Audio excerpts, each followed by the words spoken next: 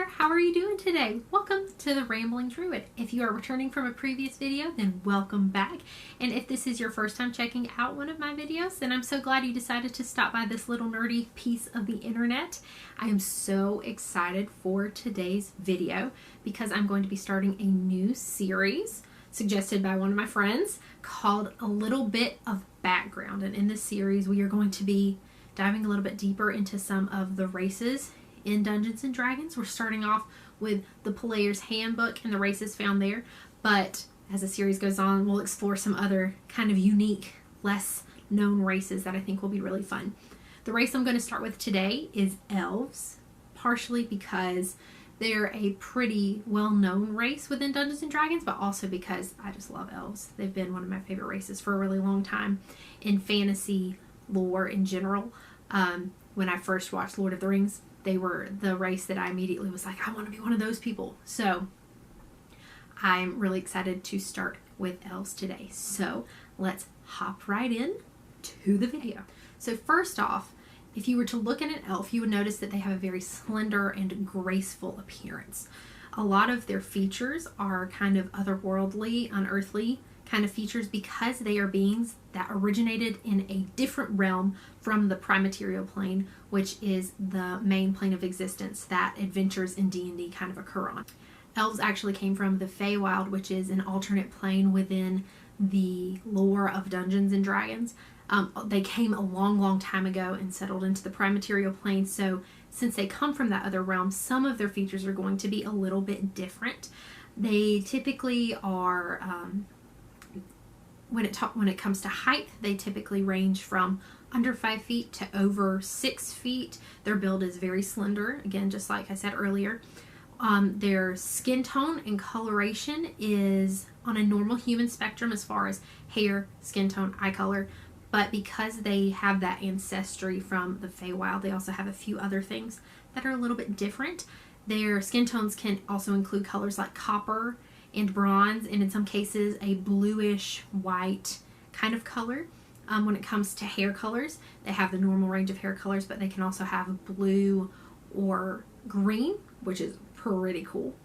And then when it comes to eye colors, again, they have the normal human range of eye colors, but they also can have like gold and silver for the colors of their irises, which is really cool. And again, that comes from the Feywild. Next, elves have kind of a timeless perspective on the world and how it operates because they have very long lifespans. In fact, some elves can live well over 700 years, which is insane.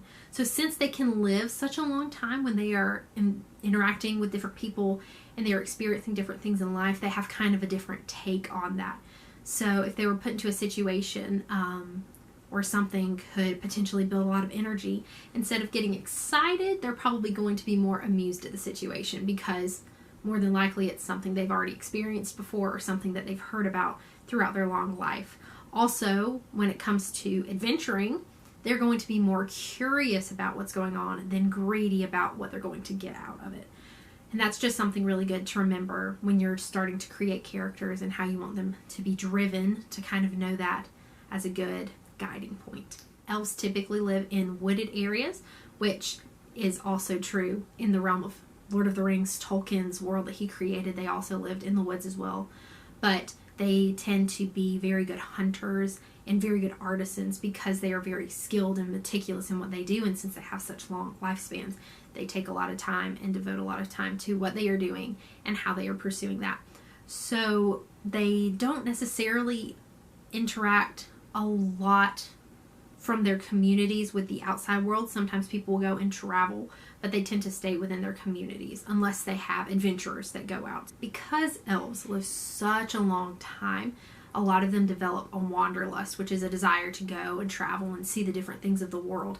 And they acquire a whole lot of knowledge when they're younger, and so that by the time they have lived and seen the way that the world is, they want to actually experience it. And so that's typically when you'll see the elves start to go and adventure and be in these different places, is because that wanderlust is just kind of caught up with them. So when they do come into human settlements, they find careers where they can travel about and see different things. They don't really want to stay in one place for a prolonged period of time because they want to see as much of the world as they can. Now, when it comes to elves, there are actually 3 sub-races of elves.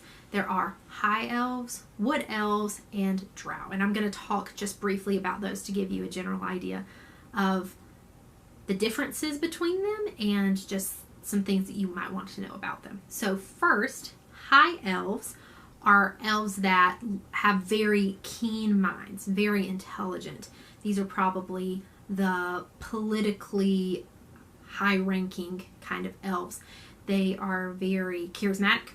They tend to pursue knowledge and not so much pursue the things that are happening in the world. Some of them might, but having a keen mind and pursuing knowledge is really what high elves are characterized as. Second is wood elves. So wood elves are typically what you think of when you think of a stereotypical elf. So for instance, when I think of the character Legolas from Lord of the Rings, I think of a wood elf. They have very keen senses. So when it comes to intuition, trying to see how people are acting, or perception, trying to see what's going on in the world around you, they are more adept to adjusting those skills and honing those and using those in regular settings. So if you have an adventuring elf, more than likely you will lean more towards the wood elf side than the high elf side. But again, that's up to you. It's totally your decision. That's just kind of my take on the two. The third sub-race is drow. Drow are pretty interesting because they started off in community with the elves, but because they decided to worship a deity within the realm of D&D called Lolth,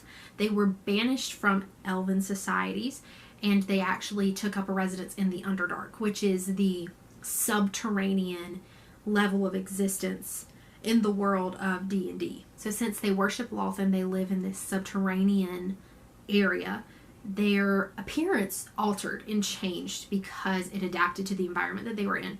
So drow have very dark skin, normally on a range from a charcoal gray to an obsidian black. Their hair color is very pale. Most of the time it's white, but it can also range to very pale yellows as well. And their eyes are extremely pale, and it can be hard to tell from a distance, but if you get closer, they can be shades of like lilac or mint green, or sometimes just like white or gray, but they're very pale because they are so used to living underground for so long. Not many drow are adventurers because if they are out in the sunlight exposed, like not having anything covering them, it can actually damage them and put them at a disadvantage. So if you're interested in playing a drow, definitely talk to your dungeon master, your DM, but that doesn't mean that they can't be really good adventurers. It just means that they're not as common. So that is the little bit of background that I have for today in relation to elves. If you liked this video, definitely give it a thumbs up and leave a comment down below telling me what race I should do next. I really enjoyed researching and making this video, so I am looking forward to continuing this series and trying out some different races, but I definitely want to hear what race you want to see next, so leave it in the comments below, even if it's not one that's typically found in the player's handbook. I'd love to look at some supplemental stuff and find some really cool races in that too. Also, I have an Instagram and a Twitter page now. Instagram, you can find me at The Rambling Druid, and on Twitter, you can find me at Rambling Druid. I will have both of those linked down below in the description box.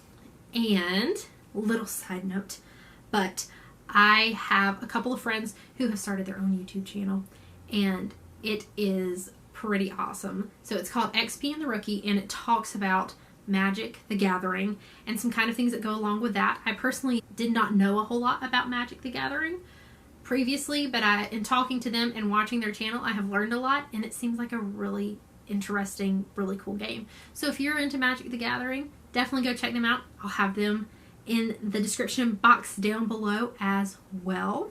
Thank you so much for checking out this video, and until the next time I see you, I hope you have a fantastic day filled with lots of magic and lots of love. I'll see you next time.